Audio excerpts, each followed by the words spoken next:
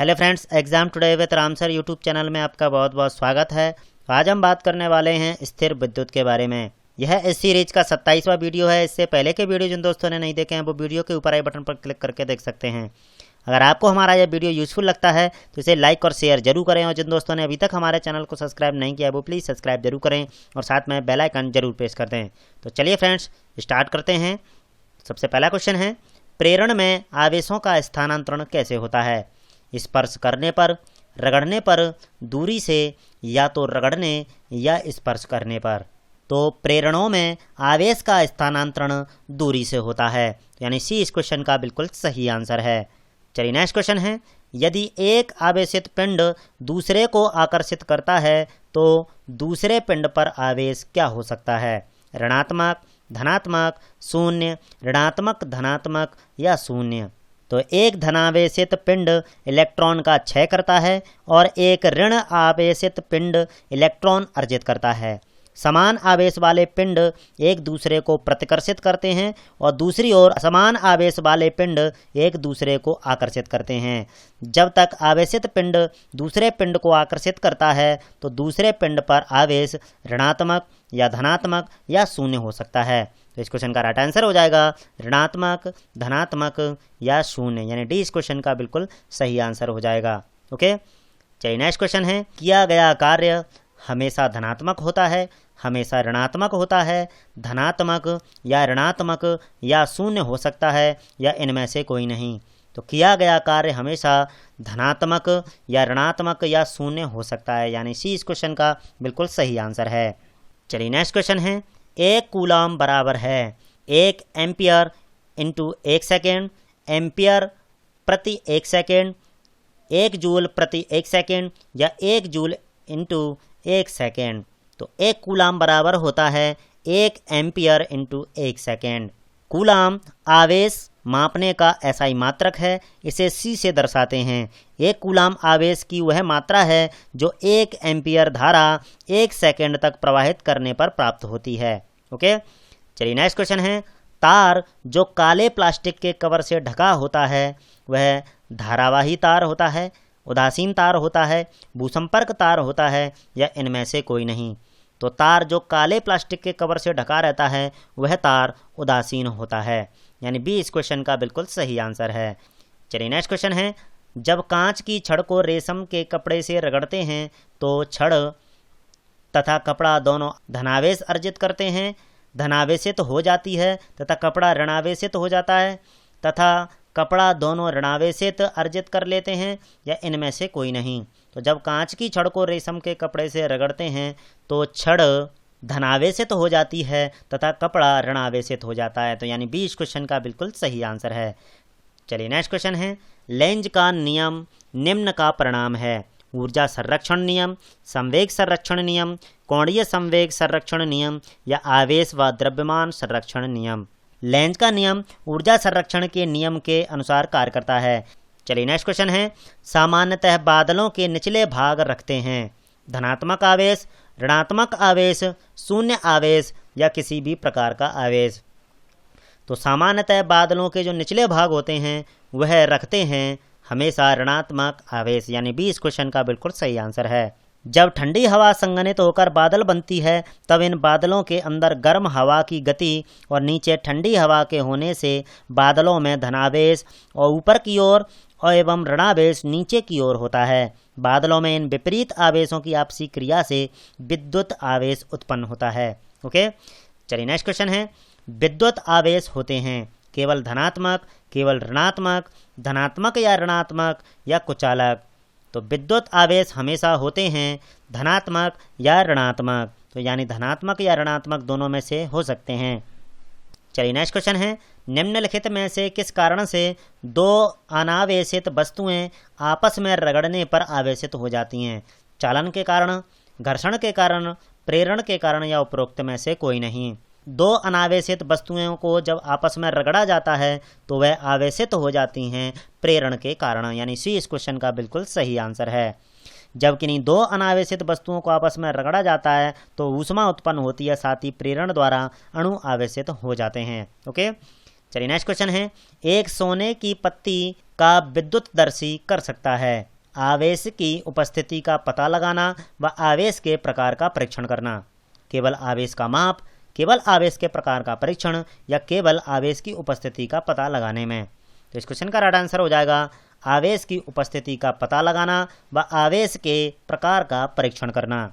विद्युतदर्शी द्वारा आवेश की स्थिति, उपस्थिति तथा साथ ही उसके प्रकार का परीक्षण किया जाता है, अतः उसके द्वारा सोने की पत्ती का आवेश और उसका प्रकार का पता किया जा सकता है। चलिए नेक्स्ट क्वेश्चन है, जब हम अपने हाथों को आपस में रगड़ते हैं तो ऊर्जा का रूपांतरण कैसे होता है? रासायनिक ऊर्जा से ऊष्मीय ऊर्जा में, यांत्रिक ऊर्जा से ऊष्मीय ऊर्जा में, स्थितिज ऊर्जा से रासायनिक ऊर्जा में या रासायनिक ऊर्जा से यांत्रिक ऊर्जा में।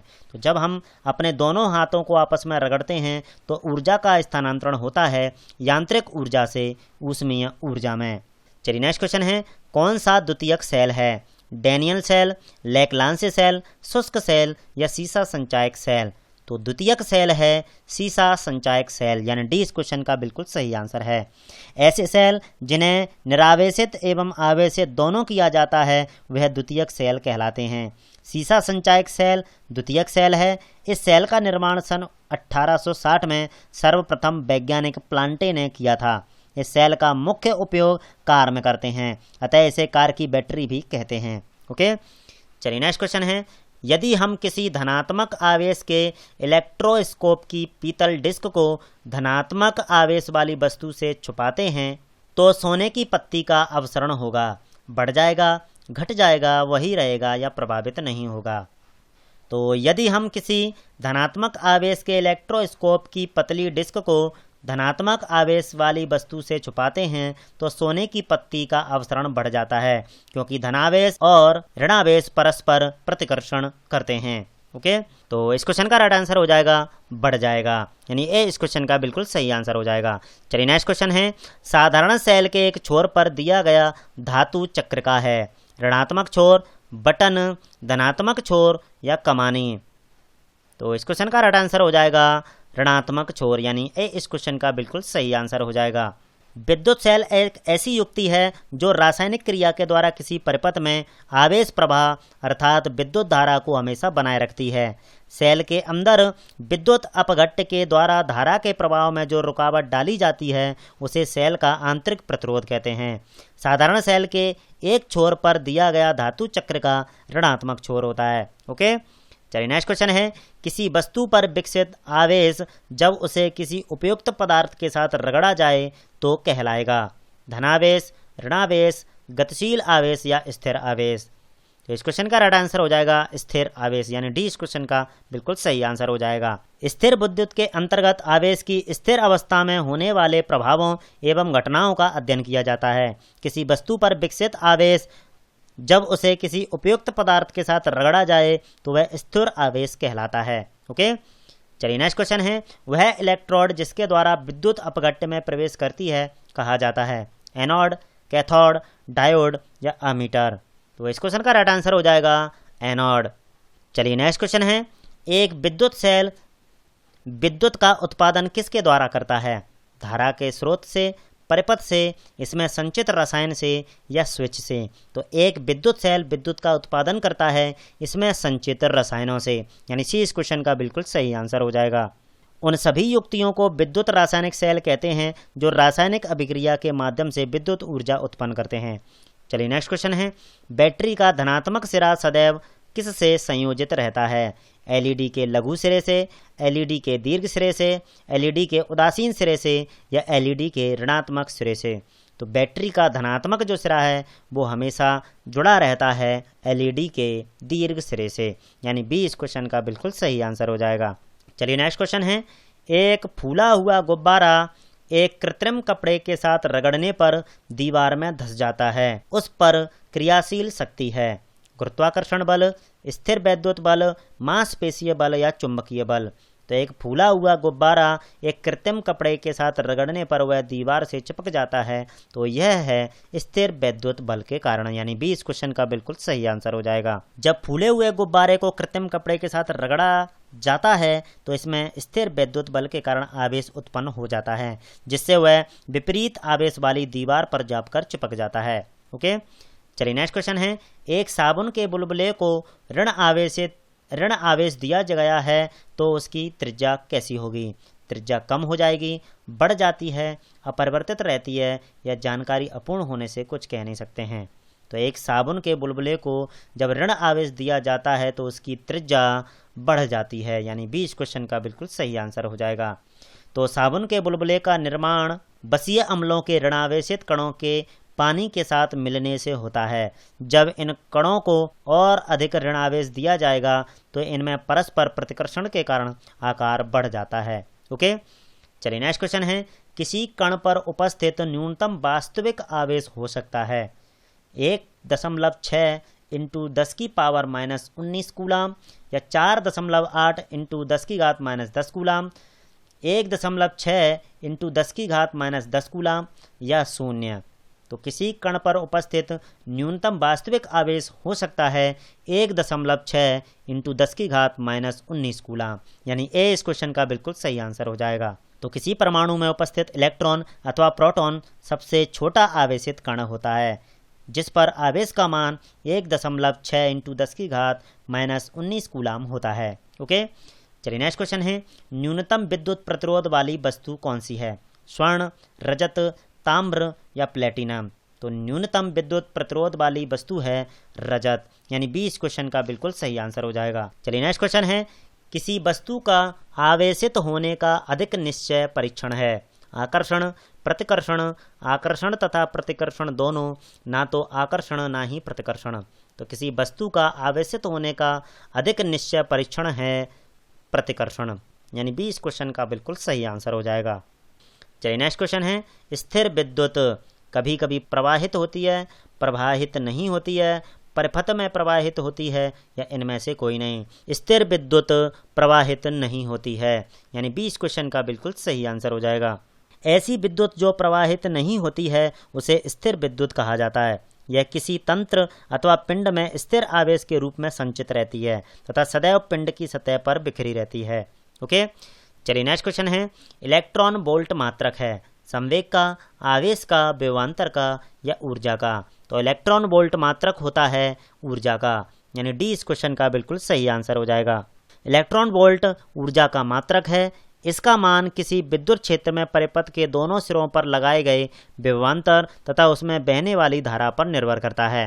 ओके, चलिए नेक्स्ट क्वेश्चन है, बिजली का चमकना निम्न के कारण होता है? बादलों के गरजने से, गतिशील विद्युत से, स्थिर विद्युत से, या इनमें से कोई नहीं? तो बिजली का जो चमकना होता है वह होता है स्थिर विद्युत के कारण, यानी सी इस क्वेश्चन का बिल्कुल सही आंसर हो जाएगा।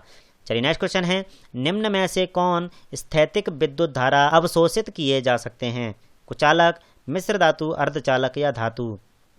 तो इस क्वेश्चन का राइट आंसर हो जाएगा कुचालक। तो कुचालक से स्थैतिक विद्युत धारा अवशोषित किए जा सकते हैं। चलिए नेक्स्ट क्वेश्चन है, विद्युत आवेश केवल में से प्रभावित हो सकता है? चालक में, कुचालक में, इनमें से कोई नहीं, या उपरोक्त दोनों? तो विद्युत आवेश केवल चालक में प्रवाहित हो सकता है, यानी ए इस क्वेश्चन का बिल्कुल सही आंसर हो जाएगा। चलिए नेक्स्ट क्वेश्चन है, एक दिन भारी तूफान और बिजली का पूर्वानुमान किया गया और राधा को एक छाता लेकर बाहर जाने से मना किया गया, क्यों?